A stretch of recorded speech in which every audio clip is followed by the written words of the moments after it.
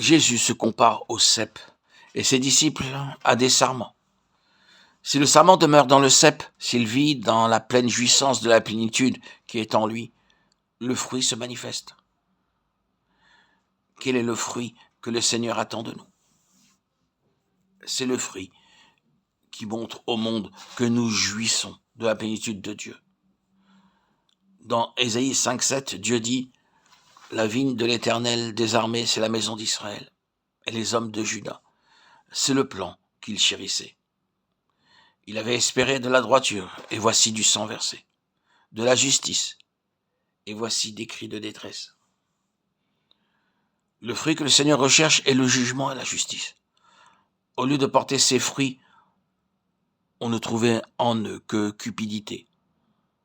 Malheur à ceux qui ajoutent maison à maison et qui joignent champ à champ jusqu'à ce qu'il n'y ait plus d'espace et qu'ils habitent seuls au milieu du pays. Ésaïe 5,8. Ils étaient un peuple avide et matérialiste et n'étaient pas satisfaits de ce que Dieu leur donnait. Ils désiraient ardemment d'autres choses.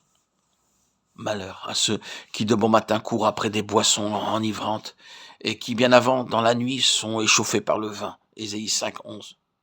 C'était un peuple intempérant. L'ivresse se trouvait parmi le peuple choisi de Dieu. Ils étaient considérés comme le peuple de Dieu et pourtant, c'était le fruit qu'ils portaient. Dans le verset 18, nous lisons « Malheur à ceux qui tirent l'iniquité avec les cordes du vice et le péché comme avec les traits d'un char. » Non seulement convoitise et ivrognerie, mais aucune crainte de Dieu. C'est un peuple provocateur et blasphémateur. S'il est Dieu qu'il vienne et qu'il nous juge, absolument aucune crainte de Dieu. La nation d'Israël, une nation et un peuple appelé de son nom, était rempli de cupidité, d'ivrognerie, et il n'y avait aucune crainte de Dieu. Malheur à ceux qui appellent le mal bien et le bien mal, qui changent les ténèbres en lumière et la lumière en ténèbres, qui changent l'amertume en douceur et la douceur en amertume. Ésaïe 5,20. Une telle cécité spirituelle était là, parmi le peuple de Dieu, un peuple qui professait suivre le véritable Dieu, l'Éternel.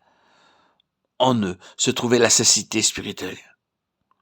Le couronnement de tout était leur orgueil spirituel. Malheur à ceux qui sont sages à leurs yeux et qui se croient intelligents. Ésaïe 5,21.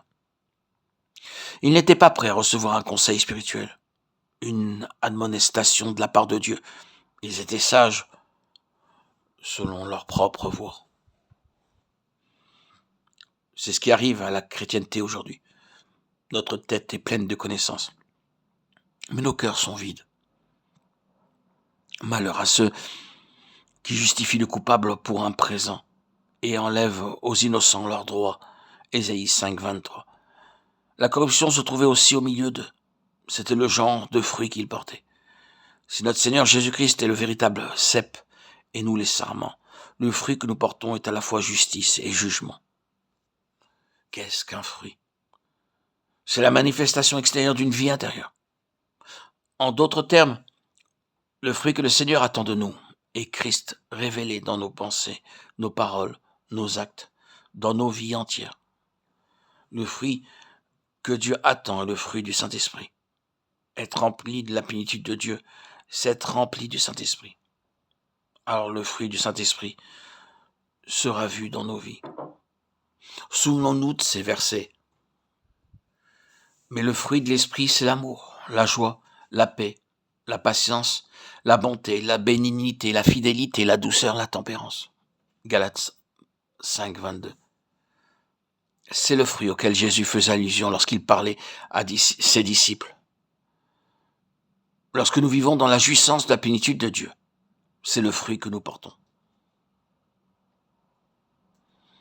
Très souvent, les gens se trompent sur les œuvres qu'ils doivent accomplir pour Christ pour porter du fruit. Mais nous avons à nous souvenir que notre Seigneur est plus attaché à ce que nous sommes qu'à ce que nous faisons pour lui. Nous avons à nous examiner nous-mêmes et voir si nous portons du fruit dans nos vies.